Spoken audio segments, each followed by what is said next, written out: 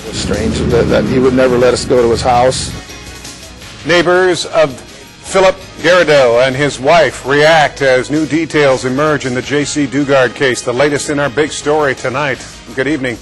I'm Bill Brown. Kristen and Wendy are both out. Thank you for joining us tonight right after the game. Well, the last 24 hours have literally been packed with new information, so let's get right to it.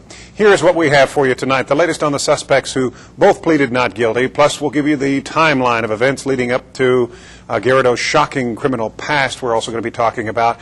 We'll also walk you through Garrido's backyard compound in Antioch where Jaycee was forced to live. And neighbors are speaking out about Garrido's behavior. We will show you their reaction. Plus, will Jaycee ever have a full mental recovery? You'll hear from psychologists in just a moment.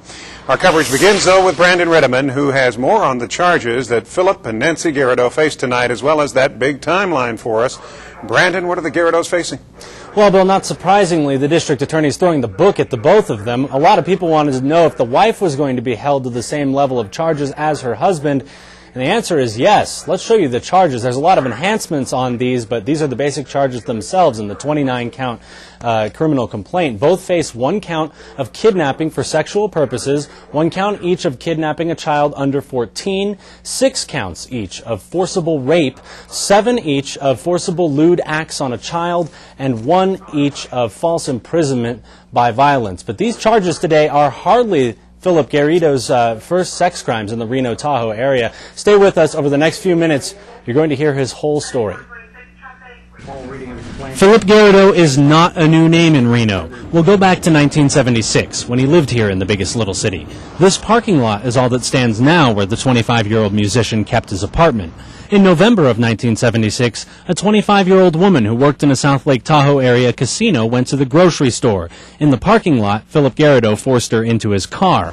After the kidnapping, he took her to his mini-storage unit here off Mill Street in Reno, where he raped her. The very next day, Reno police found him and the woman inside with pornography, sex toys, and a film projector.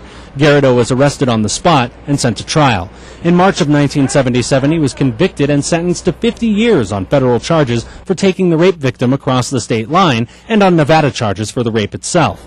Garrido went to federal prison a couple months later in Leavenworth, Kansas. While on the inside in 1981, he met and married his current wife, Nancy. After serving just under 11 of his 50 years, he made parole on his federal sentence in early 1988. So he was transferred to state prison in Nevada to serve time on his state charges.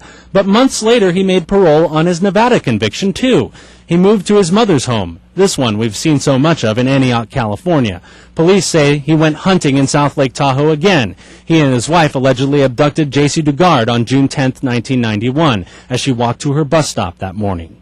All of a sudden the car darted across the road, cut her off. I saw a door open. I jumped on my bike. I heard her scream. I pedaled and I realized I couldn't catch him in time. So I came back down, called 911. She said, Mommy loves you. You hang on. Somebody's going to come and get you. The community worried and mourned, searched and hoped, but the case went cold. Meanwhile, police say Jaycee began nearly 2 decades of torment in the Garrido's backyard compound. After the kidnapping, Phillip Garrido got in trouble with the law again, arrested for violating his federal parole in 1993, but not tipping anyone off that he had Jaycee in his yard.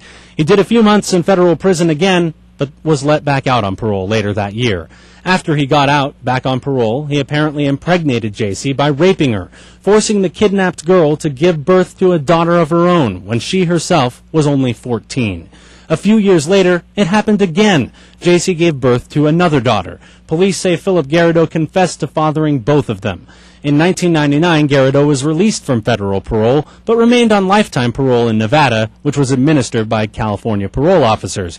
Years later came a very close call for Garrido. In 2006, someone called 911 to report the fact he had children living in sheds and tents in his backyard. A Contra Costa deputy came unaware that Garrido was a registered sex offender. He told Garrido that letting people live outside is a code violation, gave him a warning, and left. The sheriff took responsibility for the mistake. But we are beating ourselves up over this, and will continue to do so. Then, this week, as he handed out religious literature on campus at UC Berkeley, campus police became suspicious of Garrido and the 2 little girls he had with him, who called him father. I kind of got the feeling that these kids were like robots. It was my intuition. His two daughters told the officers they had a 29-year-old older sister. In actuality, it was their mother, Jaycee. The university police called Garrido's parole officer and figured out something was dreadfully wrong. As far as anybody knew, Phillip Garrido had no daughters at all. Garrido brought the little girls and now 29-year-old Jaycee Dugard to a meeting with his parole officer on Wednesday. He was arrested, and police say the whole thing was blown wide open. Yesterday, officers brought both Phillip and his wife Nancy Garrido to Placerville and announced the details to the world. Today, the two faced arraignment on 29 counts, both pleading not guilty to all. And so there it is, more than 3 decades of Phillip Garrido's history in Reno and Tahoe. Now he and his wife, both behind bars tonight, facing very serious charges. You can be sure we'll have plenty more to talk about before this case is closed. We're covering the big story live in the newsroom. Brandon Rittiman, Channel 2 News.